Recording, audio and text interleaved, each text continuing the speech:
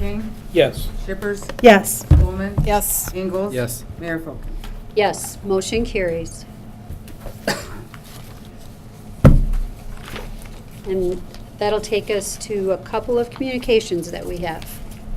Yes, the first request is for the closure of Lake Street from Chapin to Pine from 7:30 a.m. to 12 p.m. on September 1st, 2018, and the closure of the Lakeside parking lot from 4 p.m. on August 31st to 12 p.m. on September 1st for the Festival of Races.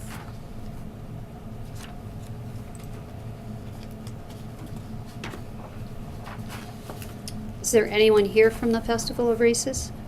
Okay. I'm assuming that this is the very same as last year and the year. I'll make a motion to approve the closure of Lake Street from Chapin to Pine from 7:30 a.m. to 12 p.m. on September 1, and the closure of the Lakeside parking lot from 4 on August 31 to 12 p.m. on September 1 for the Festival of Races. Support.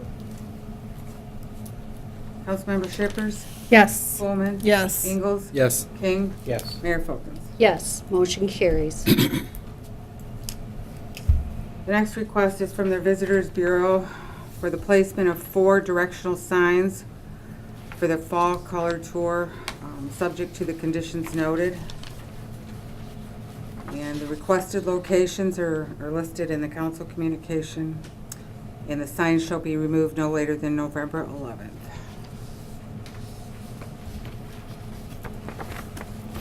Motion to approve the placement of the directional signs for the Fall Color Tour with the conditions noted in the communications. Support.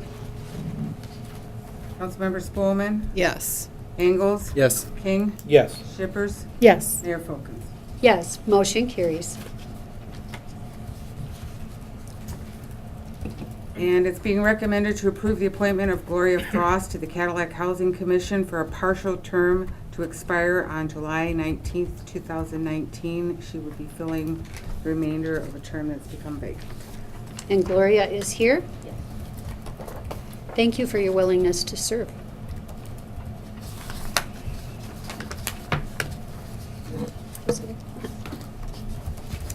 I'll make a motion to approve the appointment of Gloria Frost to the Cadillac Housing Commission for a partial term to expire on July 19th, 2019.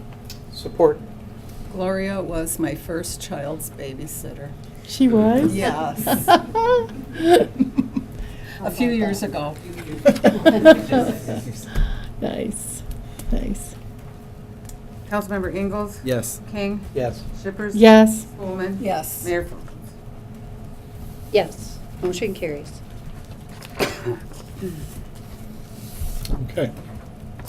Thank you, Mayor and members of the City Council. This evening, there are several items under the City Manager's report. The first item is a rather special one. This first item is essentially the introduction and oath of office of Adamat Jepka, who's going to be serving our city and community as our brand-new Director of Public Safety. But I would be remiss if I didn't mention to the City Council before we talk about Adam, that I just very briefly talk about the 2 gentlemen that have been serving in a high leadership role for quite some time, this organization and this community.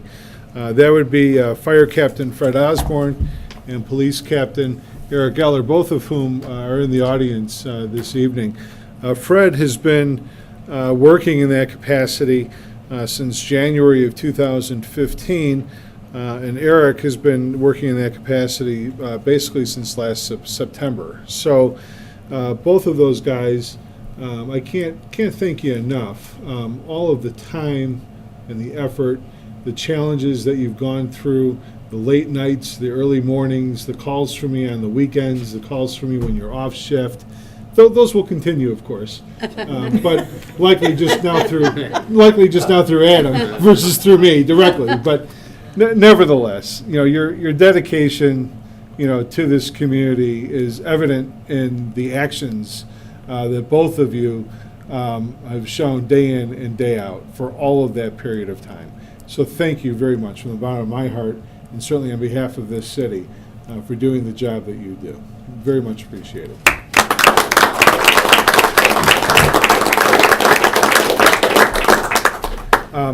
So now, I'm very tickled to death, if you will, to be able to say how I'd like to welcome Adam Otjepka to our community. Adam is here. Adam is here with his wife Jenny and his daughter Alicia.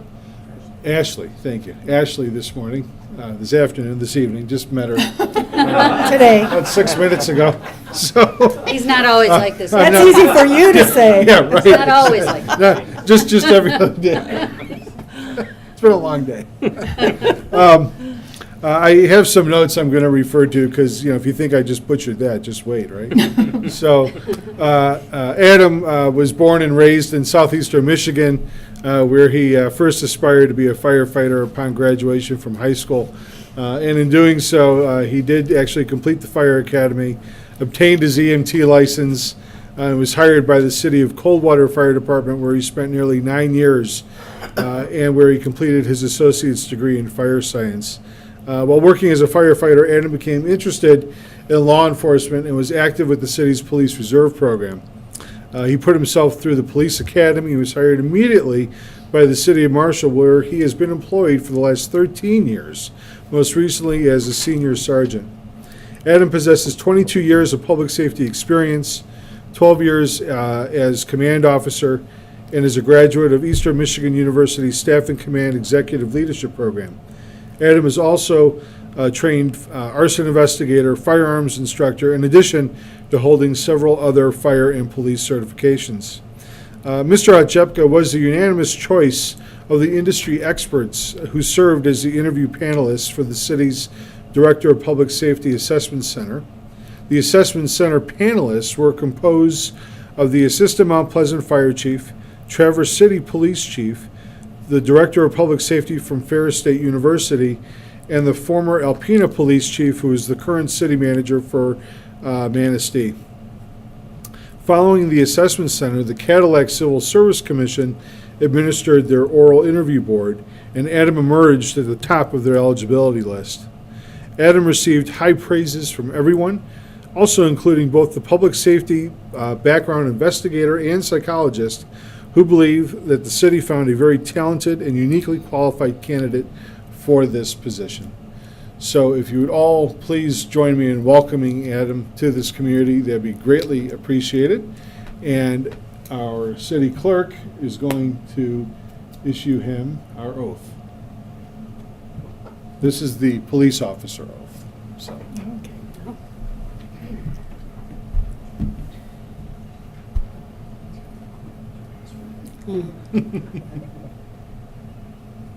Do solemnly swear that I will uphold the Constitution of the United States, that I will enforce the laws of the state of Michigan and ordinances of the city of Cadillac, that I will abide by the law enforcement code of ethics, Cadillac Police Department code of conduct, and all Cadillac Police Department and City of Cadillac policies and directives, and that I will discharge the duties of police officer to the best of my ability. So help me God.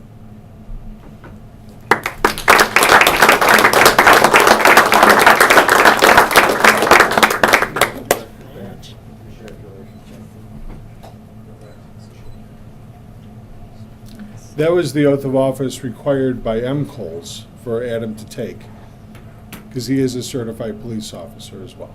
Okay. And if you wanted to just, Mayor, council members, city manager, city attorney, it's a privilege and an honor to be appointed Director of Public Safety here for the citizens of Cadillac. I'm going to work hard and strive to meet up to the expectations of all of you. So I just wanted to say thank you. I brought my wife and daughter because without their support, I wouldn't have met the challenges in my career. But I would like to say thank you very much. thank you. Welcome. Thank you.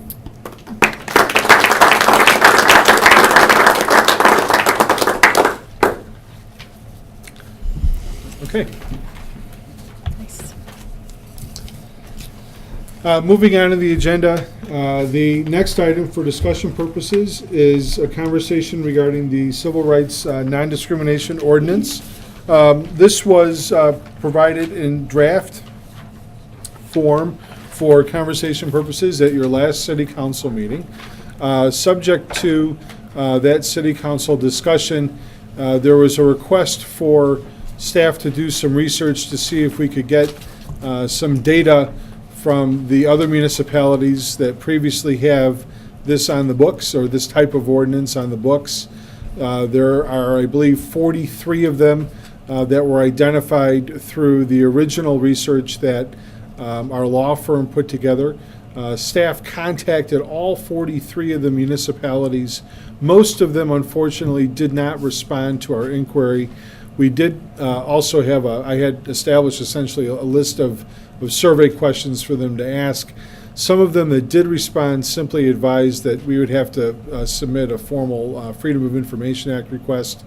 Some others that responded, as you can see in the chart that's in your packet, gave us some numbers, nothing financial except for I think maybe one or two, that said that they spent about 60 days and between $3,500 and $4,000 on a complaint that came in, but most of them were nil. They didn't receive any complaints, or the complaints that they did report came in at a relatively low number. That, you know, doesn't necessarily provide much for the city council to go on, and I do recognize that. And even if we did have a lot of feedback as a part of this report, you know, I think it would be difficult for me to draw a conclusion as to whether or not Cadillac's experience with this, should this move to be implemented, result in a high or a low or somewhere in between. I just couldn't really tell you. I think that tonight this provides another opportunity for the city council to rehash some of the conversation that you had at your last meeting. Ultimately, I see that there's really a couple of different pathways that you can go with this. If you are looking at doing anything via ordinance, I would need to still have this on an agenda in a fashion in which we're setting a public hearing. So as a for instance, if you were going to look at doing anything by ordinance, at your next meeting, we would be setting the public hearing for then the second meeting in September, which would be on the 17th. And there would be that opportunity where the general public would have that chance to talk, as we had a public hearing earlier tonight in the same fashion. If the city council wants to pivot and go in a different direction, look at doing anything with the resolution that you already have on file, or changing something with regard to that, that doesn't require a public hearing because it's not an ordinance, and that's something that you could do at any time. Just provide me with the necessary direction that I need, and I'm happy to, to comply. So I will stop talking and leave this at the board for discussion at this point. I have a question. One of the things that, were you able to talk to the folks in Holland? Because that was on the list. I is was. That they, okay, what was this? I actually spoke with the Holland city manager. Okay, He's relatively newly appointed. Most of the conversation happened before his time there. He did indicate that there was some fractions or factions on the board, and that for essentially political reasons, it didn't move forward. He's uncertain as to whether or not conversation will pick up again, and whether it'll move forward in the future, but at this point, he said that the conversation's been stopped. So. Was he saying that was like in reference to like the 2011 vote, or like 5 or 6 years ago, or the 2016? The 2016. 2016 Or the ballot whatever the initiative? most recent. yeah, 18, they voted no in 2018, so recently. Okay.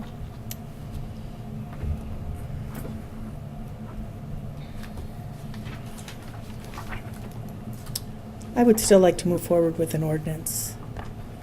My only concern is when we look at the surveys and we see there haven't been any other complaints in communities that have the ordinance, it says, is there a need for this law? If there are no complaints, if there aren't problems, I guess which would raise a question with me, if we had an issue with complaints in Cadillac that requires an ordinance.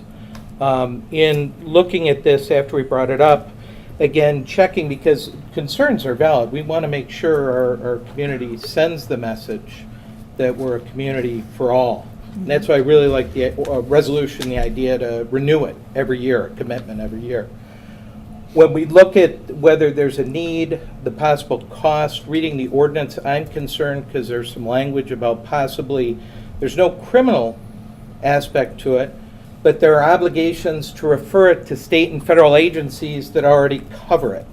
And then the idea that the city might take on the obligation to file a civil injunction, which then would commit financial resources of the city on something that the state and federal government are already geared to handle, whether it's housing or discrimination, whether it's employment involved with it.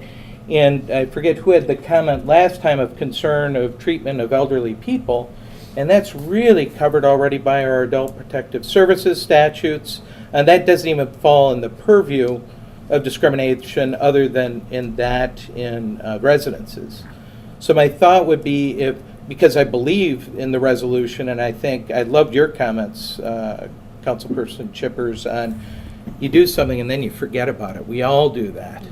But if we schedule it every year and have something that says we're going to make this anew every year to make sure people out there know what we're doing, that covers it, rather than taking a new public safety director and possibly putting a burden on them in a situation that could be a no-win for the city.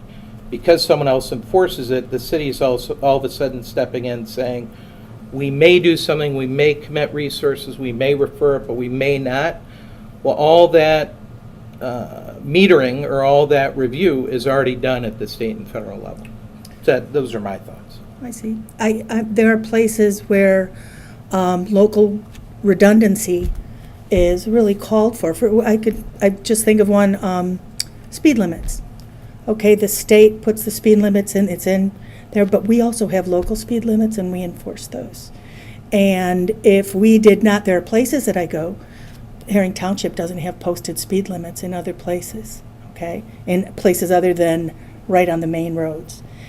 Here we do, because we think that making the implicit explicit is important in that safety issue. That's the way I see it. And I see this as a safety issue for the people of Cadillac. Just because there haven't been complaints at the police department does not mean that there haven't been issues and that there haven't been complaints.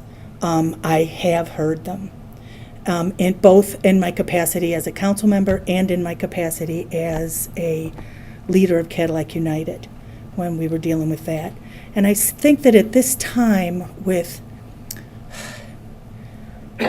with just rising volatility around the other, around that it seems like issues with hate and violence toward Michigan is way up there. I believe last I looked, we were second in the nation for hate crimes in Michigan.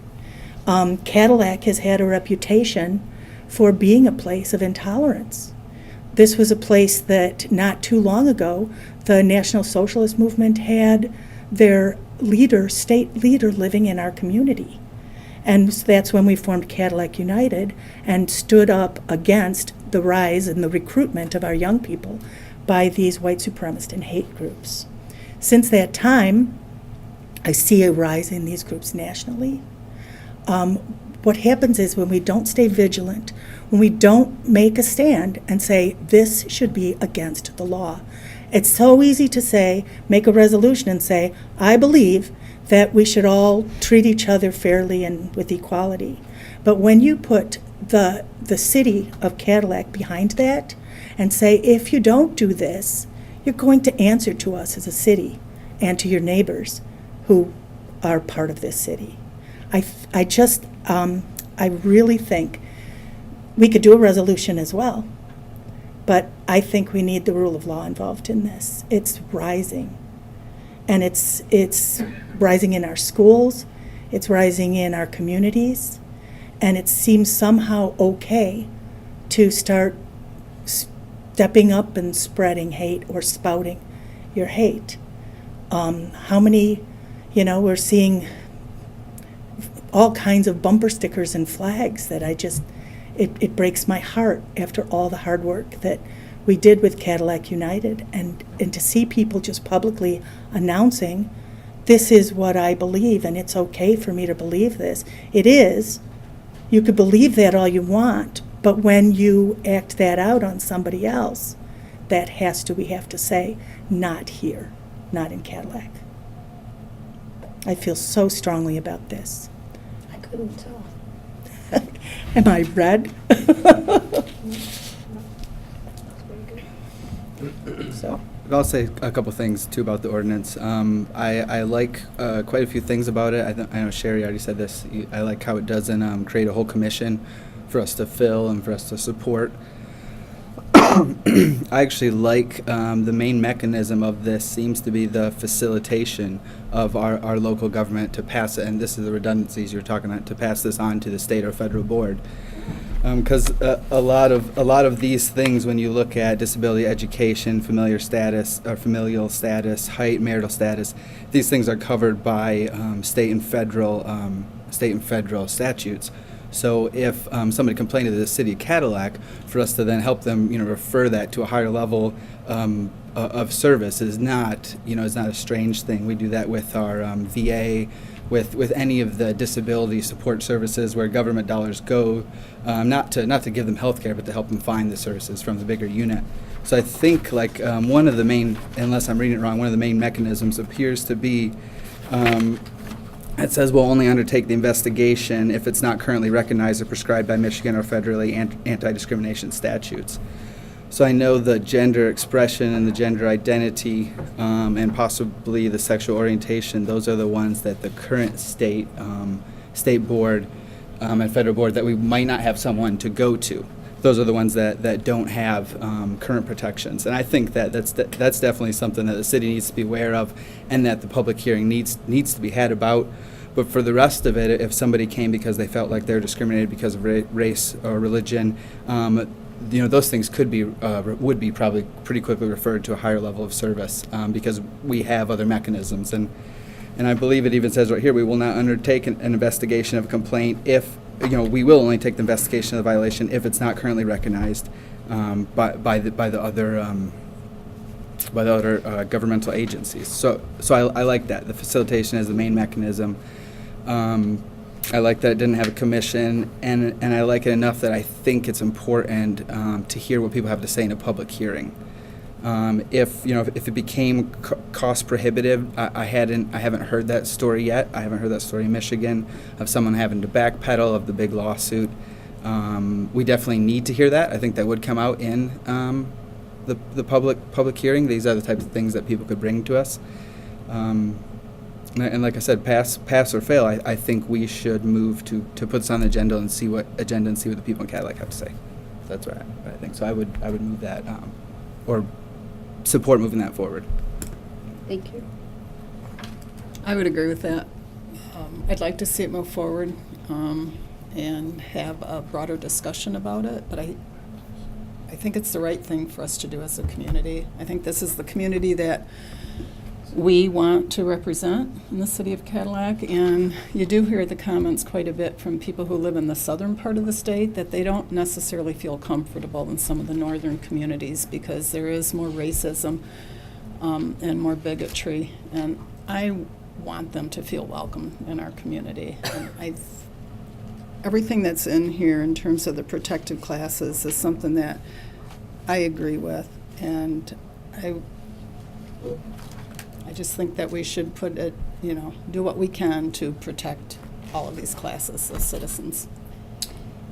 And I really appreciate all of the comments that I've heard from all of the council members this evening. And I also agree that we should bring this back to a public hearing because I think that it is an opportunity for the public to help us understand how our community feels. There is a lot of unnerving behavior and people don't feel safe. And when I look at this resolution, this was done in 2011.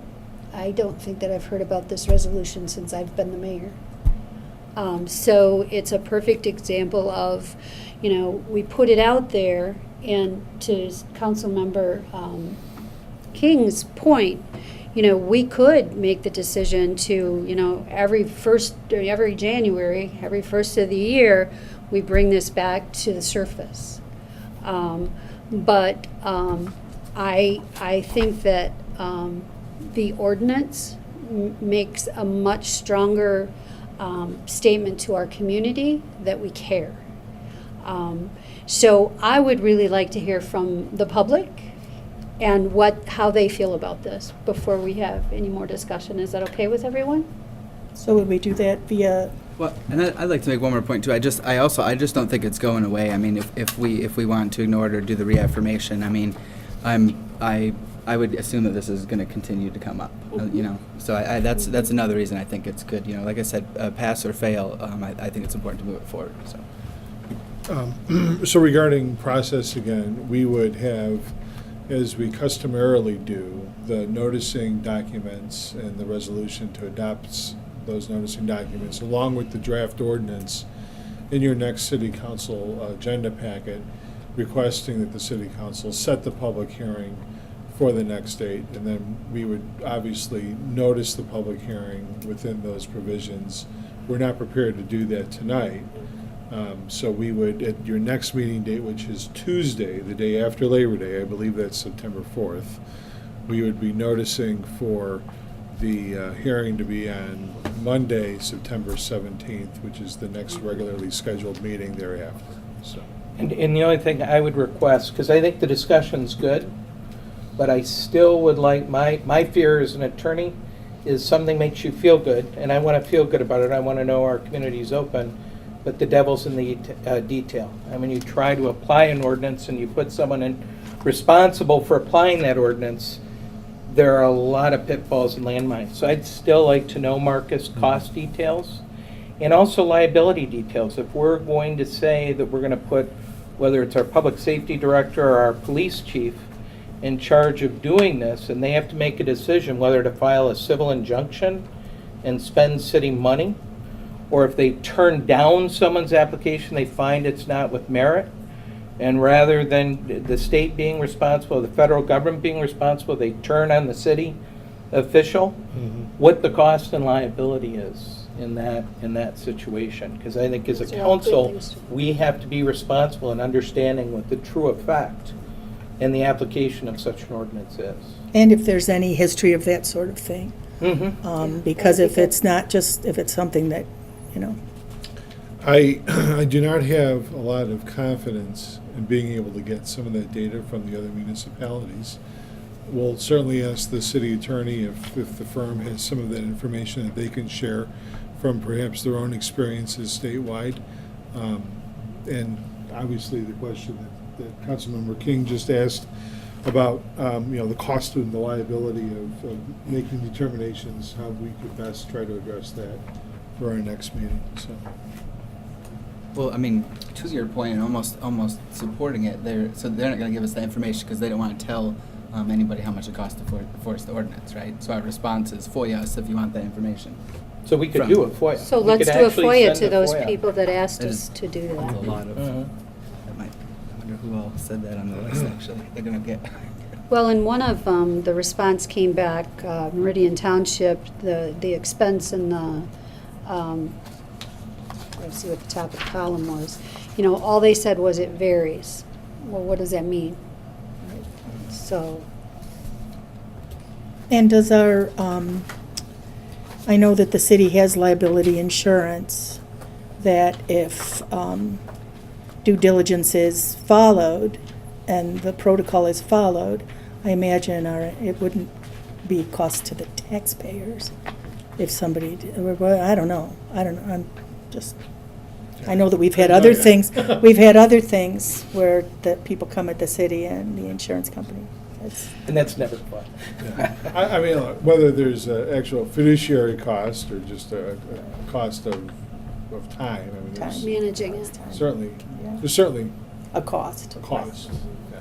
Mike, did you have anything you wanted to add to this conversation? You're sitting there looking I was very, just gonna say, I don't Yoda-like. I don't think it adds any more cost or liability risk than any other ordinance you enforce. Well, that's what I was wondering. I mean, any ordinance you have a risk. You have governmental immunity from any tort claims.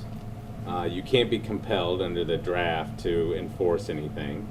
If you choose to do so, you do so in a court of law like anybody else. I mean, there's the risk of liability is no greater than you have enforcing any other ordinance. You don't think some of the 1983 actions and attacks on the police departments that we've seen in other discrimination issues, especially currently in this environment, there have been suits that have been filed that have gone on and resulted in cost and time expenditure, if nothing else? What I'm saying is that you have that risk now. It's no greater risk in terms of what your police department might have to do over and above what they do on a day-to-day basis. At least I don't see it. In fact, I would venture a guess and say this is a minimal cost to the city, if any, driven by complaints, which you may have some, but I would not expect you to have a flood of complaints on an annual basis.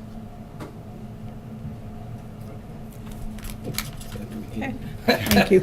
I have another question about process too, because last time we were editing an ordinance and then proposing it for a public hearing. So you said at the next meeting we would set the public hearing. Would that be the time that we make our best attempt to finalize the language on the ordinance that we're setting the public hearing for? Would we actually debate? Like the public gets a chance to comment at the public hearing, but we could debate it now and change language if we wanted to, or we could debate it next time and change language. Yes, As to what and we were yes. gonna. Okay, that's good. Well, so I mean, I do have one more thing to say then. Yeah. On the exceptions here, I know they made exceptions for duplexes, and the intention there is that a person in a duplex can set, there's certain types of tenants, and I know in Cadillac, that could, unless I'm reading this wrong, in the exceptions, the housing combination in a building which contains housing for not more than 2 families living independently of each other. What page are you on? Where are you at? That's- Oh, I'm sorry, I'm reading the sample non-discrimination ordinance. That is within not your reading that packet. Oh, okay. It's subsection C Thank and you. This section, is too That would much. have been helpful. Okay. Well, that's what I didn't know if everybody. Thank you. section 2-399 exceptions. Yeah, Subsection C. C. Yep. I mean, like unintended consequences and the intent versus the details. I know the exceptions, we granted several exceptions to it for good reasons, and one of the exceptions is to a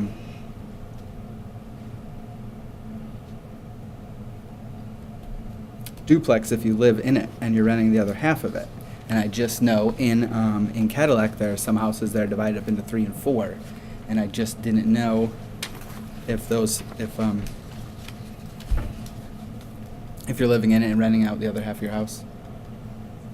I don't know that any landlord lives in those houses, but so this ordinance would apply to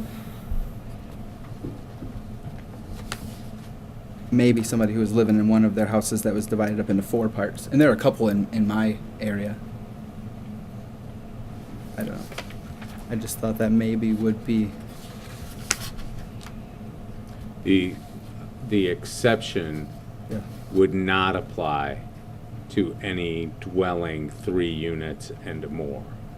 The exception, the carve-out only applies to not more than 2. If you're living in one, or if it's just a duplex. If you're unit? living in one. Only if you're living in one. Yeah. So I think the intention there is that it doesn't apply to a triplex or a 4plex, but only to a duplex if you're living in one of the units. Okay.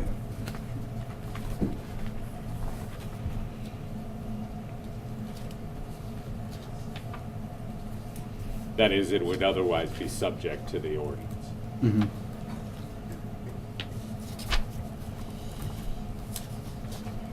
Yep, I just thought that there were a lot of houses in town that would parcel off into 3 and 4, and maybe someone is living in them and want to control the other 3 families that live with them, and not just be in a duplex. That was Yeah. just my thinking, because I have about 4 of those. They're divided up into 4 around me, and Right. I don't think the landlord's living there, but they could be, and I do understand giving more control over the people you let live in the house when you own it, and you're renting out one that's divided up into 2 or 3 or 4. So that was just my only thought in the details as I read through it. So I just want to make sure I understand. You want the exception to apply to more than duplexes? Yeah, I would just, there are houses in town that are divided up into four, and our duplexes aren't true duplexes, they're historical houses that are walled off. Right. And some of those were walled off into 3 or 4 sections. That was my only, and that would be in keeping with the intent, but also the character of what we have in town. That maybe you may buy a house and want to control the other 3 families discriminately that you rented. But why would you want that exception to exist so that people could discriminate against? I think just like the other exceptions, when it's your house, I think you kind of have the right to be discriminatory. If I'm living in this building, whether it's If it's owner occupied, that's different. Yeah. That's what it If it's an says. apartment. yeah, No, that's what he only in said. keeping with the owner occupied. But Cha- some of change the our owner historic occupied houses to are divided up into 3 or 4, and they may also still be owner occupied in one of those units. And that would be in keeping with the intent of the ordinance, would be to allow people who own duplexes. But here we sometimes have triplexes and the quads in the older neighborhood. We got about 3 or 4 of them. So I don't know that, or the landlords aren't living there. I would almost be for sure right now, but they could be. And then they would still reserve that right, I would imagine. You're referring to owner occupied. Yeah, Owner occupied. Yeah, I'm referring to owner occupied Right, yep. duplexes, that's all. You keep saying that, but then you keep saying, I don't know if the owner lives there or not. Well, but if he it wouldn't chose to, apply. if he It wouldn't- chose- this if this they- exemption would not apply. if Then they it wouldn't did not apply live then. If it's It not says an occupied. owner or a member of the owner's immediate family. And if you read through the exemptions, I mean, they all make sense, or even if, or the owner's immediate family, if it was my son that lived there, I don't know.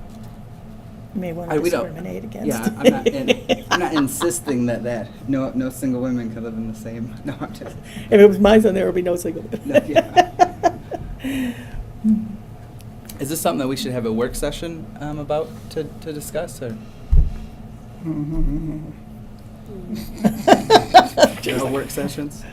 I think we got a pretty good draft ordinance in front of us. I'm fine with it. It's not very long. You can read it for yourself. It's 4 pages. I would encourage, 3 pages and a little bit extra on the extra page. I would encourage everybody to read it. And that's probably a good point too, is that the public can go on right now under the Agenda Center. And See it. that's important for the public to know.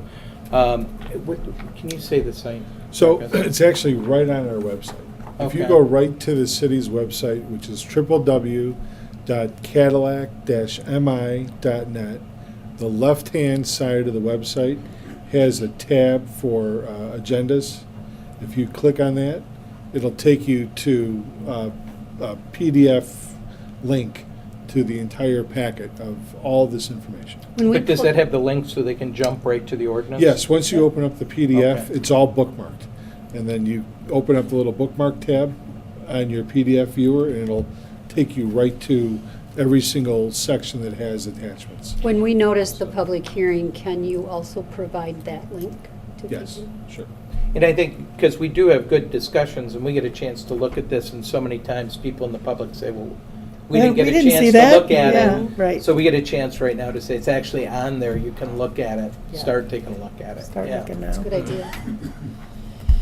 Good, Okay. Good discussion. thank you. Okay. Moving forward to item C on the city manager's report. Item C is the bids and recommendation regarding the purchase of a police interceptor. The city received 2 bids for a new police interceptor vehicle as follows. One from Signature Ford out of Owasso in the amount of $25,872, and one from Jorgensen Ford out of Detroit, Michigan in the amount of $26,600. The recommendation this evening is to go with Signature Ford out of Owasso in the amount of $25,872. Funds are available in the fiscal year 19 budget in the general fund for this purchase accordingly. I'll make a motion to award the purchase of a new police interceptor to Signature Ford of Owasso, Michigan in the amount of $25,872. Thank you. Support. Is this for the new guy? No, it's to replace a frontline vehicle. Hopefully he doesn't have to chase it. A new guy. He gets the. I don't think he he's gonna gets be the out in a hand me cruiser. He down. gets the old one. Welcome to I think it's the one Cadillac. that eats the oil. Wear gaiters so it doesn't splash on your. Okay, Sandy. Councilmember King, Yes. Shippers. Yes. Spelman. Yes. Ingalls. Yes. Mayor Folkins. Yes, motion carries. Thank you, Mayor and members of the City Council. This next item is in regards to snow maintenance equipment for one of our plow trucks. On August 7th, we held a bid opening and received a bid from Truck and Trailer Specialties out of Boyne Falls, Michigan, in the amount of $66,506.12. This project will utilize the existing dump body from the plow truck that is being replaced. The purchase and installation of this new maintenance equipment on the existing chassis will essentially save us about $30,000 as compared to purchasing a new one. We do feel comfortable with the bid that was received. We do have funds available in our stores and garage fund, and the recommendation this evening is that we award it to Truck and Trailer Specialties in the amount mentioned a second ago. And this was in the budget. Yes. Make a motion to award the purchase of snow maintenance equipment for a plow truck to Truck and Trailer Specialties of Boyne Falls in the amount of $66,506.12. Support. Councilmember Shippers. Yes. Spelman. Yes. Ingalls. Yes. King. Yes. Mayor Folkins. Yes, motion carries. Thank you, Mayor and members of the City Council. These next two items are rather specialized pieces of equipment. I'll do my best to explain them. The first is regarding a diesel air compressor. In the fiscal year 2019 annual operating budget, we do have an appropriation for the purchase of a diesel air compressor unit for our distribution and collection division in the Utilities Department. This is going to replace our current compressor, which is over 25 years old. Competitive bids were solicited, and the following were received from Independent Systems, Inc., AIS Construction Equipment, Alta Equipment, Buck and Nobby Equipment, Aircentric Corporation, and Cloverdale Equipment Company. The lowest bid is not a local company. It does not have a local presence, nor do they do any repair or warranty work. The second lowest bid, however, is local, does have a repair and maintenance shop in Williamsburg. They're also supplying a 90-pound pneumatic brake hammer, whereas the other company does not and would require the city to purchase separately. The value of that hammer is nearly $1,000 or nearly $900, according to the write-up in your packet. The difference between those two bids is approximately $940. The city is recommending that we work with AIS Construction Equipment, Inc. Their bid was $22,400. Funds are available in the Water and Sewer Fund. They are, as I mentioned, the second from the lowest. The lowest was 21,460. Thank you. My eyes jumped on me.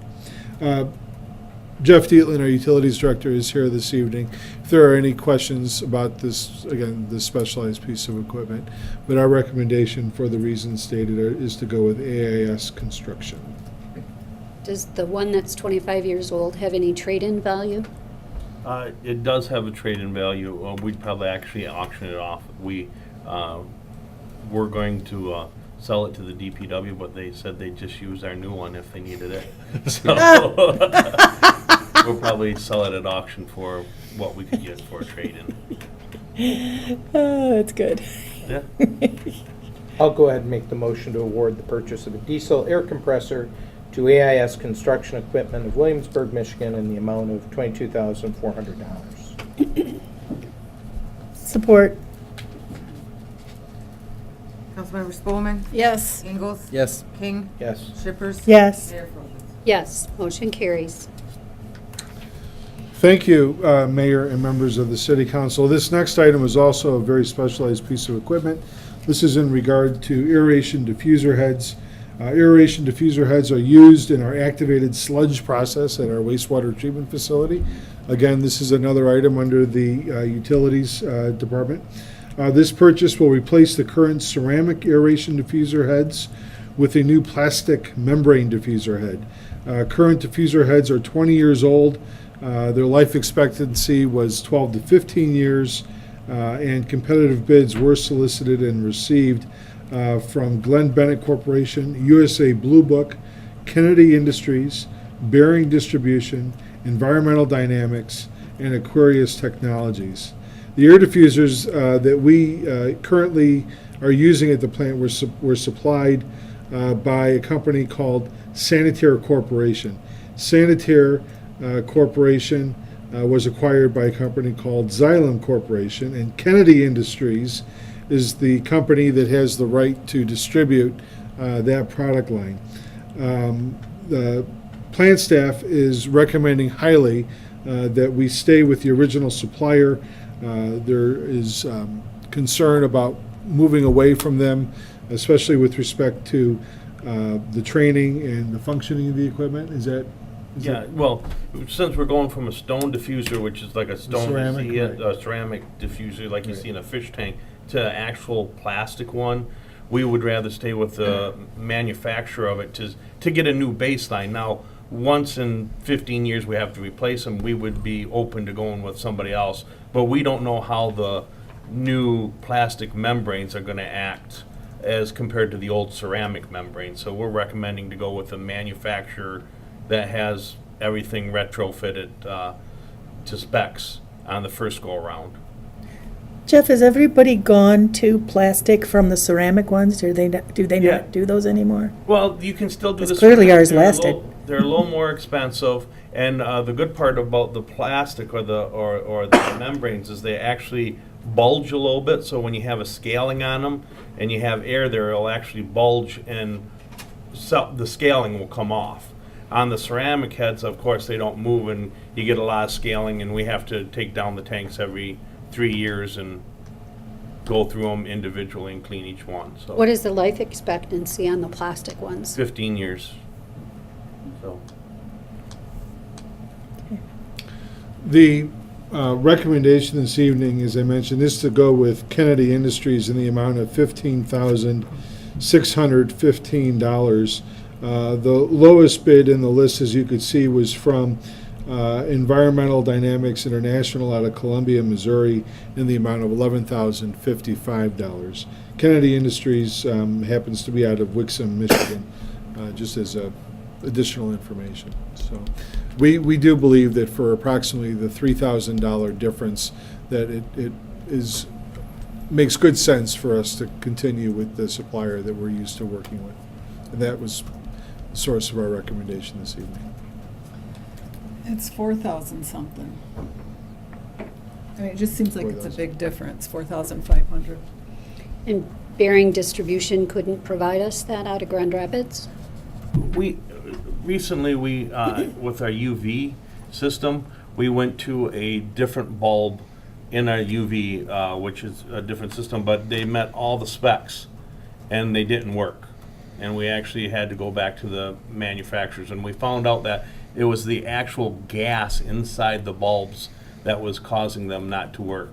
We're afraid, again, going from ceramic to plastic, we're going to have a situation like that. If we're going from ceramic to ceramic, I'd say definitely any of these other companies, they've had years of actually doing it. But since we're going from a ceramic to a plastic, I just do not feel comfortable going away from the manufacturer that provided our first install.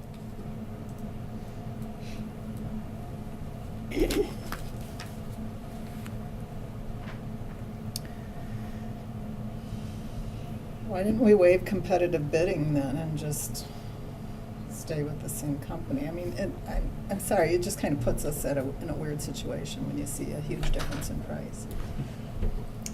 I think we're very committed to not waiving, as a purchasing agent, not waiving competitive bidding, to go out on the open market and see what you can get.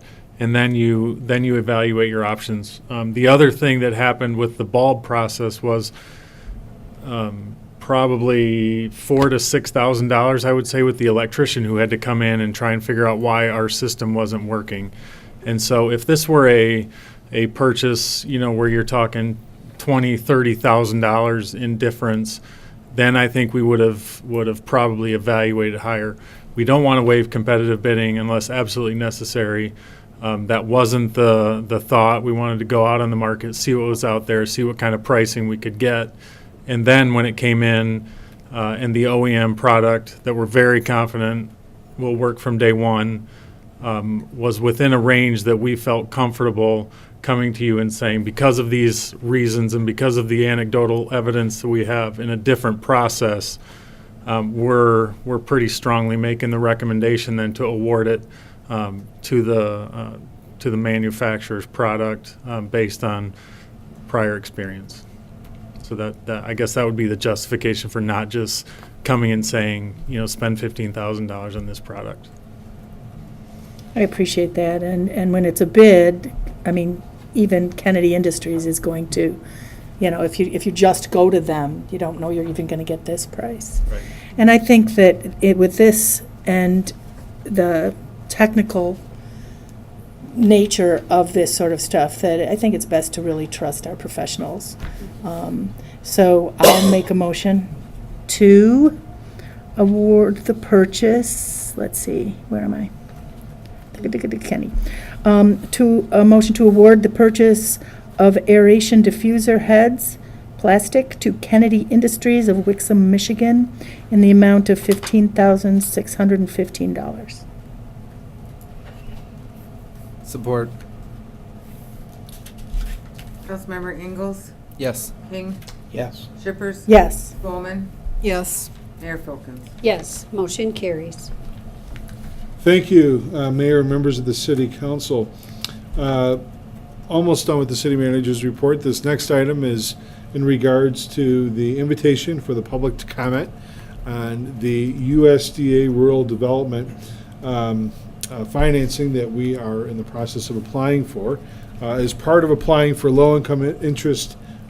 as a part of applying for low-interest financing through the United States Department of Agricultural Rural Development Office for the final phase of our Wellfield relocation project, we need to provide this opportunity to invite the public to make any comment. Does not require a formal public hearing, just simply as a part of a meeting, the opportunity for the public to comment. The city also is in the process, as I mentioned, of applying for this, and so as a part of the action tonight, you'll see the recommended action is for the City Council to invite and hear any public comments related to this application. Once all relevant comments have been heard and recorded, it is recommended that the City Council approve the submittal of an application to the USDA RD for loan financing for the Wellfield Relocation Phase 2 Water System Infrastructure Improvement Project. We do have here this evening Larry Fox with C2AE, our consultant on the project, in the audience should you have any real specific questions about this process or about the project itself. We have had to do this in the past for other projects over the years, and with that I'll leave it to the council to open the floor. We will go ahead and open the floor for public comment as it relates to this application to the USDA Rural Development. Seeing no one, we'll take it back to the council for discussion, and if you have any questions for our guest. I did see it noticed. I saw it in the paper. Red tape. Red tape. Red tape. We do appreciate you making the trip to be here though this evening. You're welcome. Yeah, thank you. Make a motion to approve the submittal of an application to the USDA Rural Development for loan financing for the Wellfield Relocation Phase 2 Water System Infrastructure Improvement Project. Support. Councilmember King? Yes. Shippers? Yes. Spelman. Yes. Ingalls? Yes. Mayor Folkins? Yes, motion carries. Thank you, Mayor and members of the City Council. The Michigan Municipal League has their annual meeting regularly take place as a part of their annual convention. This year, their annual convention is taking place in Grand Rapids in September. And the league has officially requested that as a part of a public board meeting, we designate the delegate and the alternate to actually attend and vote accordingly in the league's annual meeting. The annual meeting is a part of one of the agendas for one of the days of the convention. I do not know off the top of my head if it conflicts with any of the work sessions. My assumption is that it does not conflict Usually with. doesn't. Yeah, it does not conflict with any of the field demonstrations or sessions themselves. And this evening, kindly request that two people step forward. So, I believe the mayor has done this before, haven't you? Yep. I'd be happy to. Would you do that? I'll be there. Alternate? Okay. So, do I make a motion or? yes, please. I'll make a motion to, oh, yeah, here it is. I'll make a motion to designate Mayor Filkins as the primary representative and Councilmember Engels as the alternate to attend the Michigan Municipal League Annual Convention, I'll support that. To be voting delegates. to be our voting We're all gonna be delegate. there. We're all and gonna be alternate. there. We'll all be there, but to be our voting delegate. Councilmember Shippers. Yes. Coleman. Yes. Ingalls. Yes. King. Yes. Mayor Filkins. Yes, motion carries. Okay. Okay. Thank you, Mayor, members of the City Council. Under introduction of ordinances and resolutions, this evening we have one that we are looking at setting a public hearing for Tuesday, September 4th accordingly. This is an ordinance amending Chapter 42, Article 2, Division 6 of the Cadillac City Code regarding institutional controls for Kaiser Industrial Corporation, Northern Air Plating Company. Jeffrey Dietland, our Utilities Director, will certainly clarify, but in summary, we have been informed by the Environmental Protection Agency that we need to amend our ordinance to require that anybody within a certain geographic area of that facility is on the municipal water system and not on their own private wells. The original code that we have in place, I don't believe takes it to that extent. No, the original code left option that you could waive and say, I want to stay on my own. Since that time with the cleanup, the EPA has changed their stance and they want everybody to be on municipal water, especially if we're cleaning up a contaminant in the area and you might be drinking that contaminant from a private well and then having all the health effects when there is municipal water available. So how many businesses or residents? At Does one this time, there affect- was 3 or 4 that I know of that was along 13th Street that did not go over. I think those have all switched over now. And then there was a irrigation well to the south of the area that's in the map that was used in the past. But I think most of them, and I'm having my people check, but most of them have, or all of them have since gone to municipal wells. So it's At the not- time at the time when we did that, we offered free, or that the city would pick up the cost to hook the people up at that time, so there was no cost to them. So they're already switched over and it's A not lot gonna. of, that's how we got the majority of people to switch over in the area that had Okay. wells. And there was a few holdouts, and since that time, those places have sold, so I know 2 or 3 of them at least, got on city wells, got on our wells, the city municipal wells. So I do believe I'm having my staff check again to make sure how many, if any, but I do not believe there's any out there. If there were any out there, though, we would take care of it like we did for the others. We would. That would be my suggestion, is just to come up and say, we'll hook you up. Okay. I'd rather have clean water going to the customer than them drinking dirty well water. Right. So, And to that end, we're being required. No, I understand that. I Right. just didn't want it to monetarily affect somebody so much. No. We'd take care of it. I'd make a motion to adopt the resolution to introduce city ordinance amending Chapter 42, Article 2, Division 6 of the Cadillac City Code regarding institutional controls for Kaiser Industrial Corporation / Northern Air Plating Company, and set a public hearing for September 4, 2018. Support. Councilmember Spelman. Yes. Ingalls. Yes. King. Yes. Shippers. Yes. Mayor Folkins. Yes, motion carries. Thank you, Mayor and members of the City Council. Under adoption of ordinances and resolutions, we have two this evening. The first is the request to adopt a resolution that approves changes to the standard lighting contract with Consumers Energy. As you'll see in your packet, Consumers Energy is looking to have a single Cobra Head style light installed at the intersection of Crosby Road and Lincoln Street.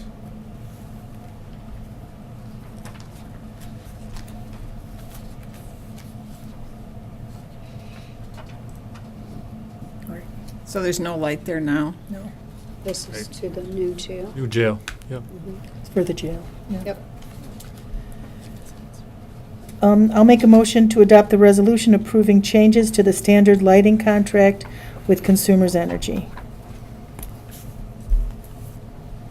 Support.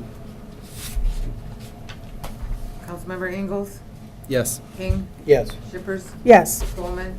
Yes. Mayor Folkins. Yes, motion carries. Thank you, Mayor and members of the City Council. So very patiently waiting this evening brings us to our last item on this agenda under this section, and that is in regards to a redevelopment liquor license for the Raven Barbecue LLC. This is the second most exciting thing on the agenda. This is the second. Wait, the third, sorry. So, You're the first. we have received a letter, and you do have it in front of you this evening from Mr. Charles Freiberg from Raven Barbecue LLC, requesting the consideration of their application for a Class C liquor license, a redevelopment liquor license for their establishment that they are very busily trying to finish. This is part of a rather complex process that they need to go through in obtaining a liquor license, but it is something that I think once we have gotten through tonight will help set the pace and the clip for them to finish the process with the state in getting the license that they so need in order to open up shop. Then let's do this quick. I would like to make a motion to adopt the resolution for local government approval for a liquor license for the Raven. Support. People have been waiting for you. Waiting. It's the last hurdle, liquor license. Ready to go. All right. Of 1,000 burning hoops, right? The last. Yeah. Go ahead, Cindy. Councilmember King. Yes. Shippers. Yes. Spelman. Yes. Ingalls. Yes. Mayor Folkins. Yes, motion carries. I was really surprised when I saw this, because it hadn't occurred to me that a new liquor license had to be procured and that it was maybe this easy. It isn't always. Because isn't there Isn't a always. limited There is, and number? there's other steps, but you got to get local approval, and then there's the state list. Yeah. Isn't there Or a a new limited one. number available in an area? There are no new licenses available in Wexford County other than those licenses that are already in existence. The licenses that are already in existence first have to be sought after, and if they're not able to be acquired, then only if you meet certain criteria are you able to apply for and get a redevelopment liquor license. Even though the City Council this evening has just approved this liquor license in this fashion, this doesn't necessarily mean that the Michigan Economic Development Corporation will do the same. Dun, dun, dun. We believe they will. It meets all of the necessary criteria. It's in a targeted redevelopment zone. It's in the core downtown development authority area. There has been significant investment within that area, well above the minimum threshold of $200,000 over the last 5 years. It's not new construction, it's the rehabilitation of a pre-existing building. So it checks off all the boxes, but it is somewhat of a complicated process that one has to go through. Is that what this letter's for? The letter is part of the application packet that essentially initiated the process. The affidavit? Yep, yep. All that becomes part of our public record, so. Okay. Great. Good luck. Thank you. Okay. Thanks for Okay. explaining that. Yeah. I think it's kind of interesting. It really is. All right, that takes us to our second public comment this evening. And it's the same as the first. If you come forward, if you would please state your name and please write your name and address for the clerk. Seeing no one, we'll go ahead and close public comment and move to the good of the order if anyone has anything. I've got a quick item, if I might. Sure.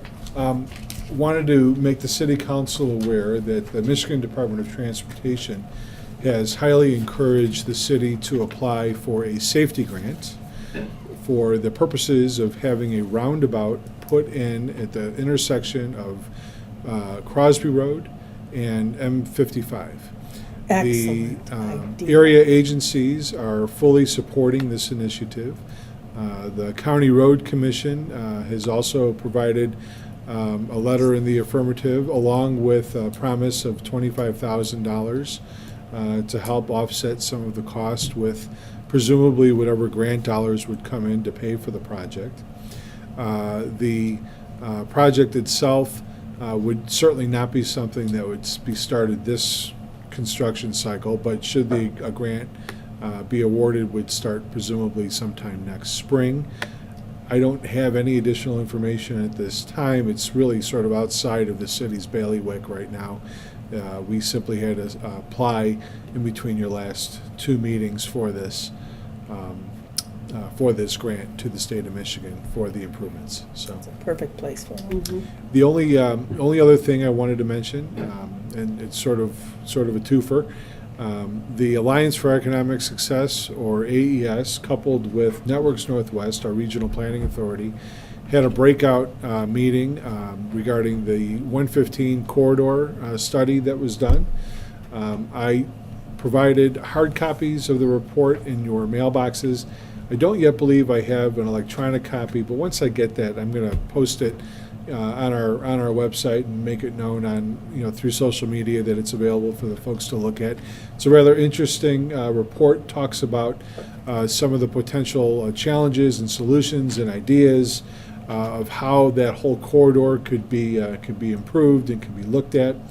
At the same time, AES is also partnering up with Michigan State University.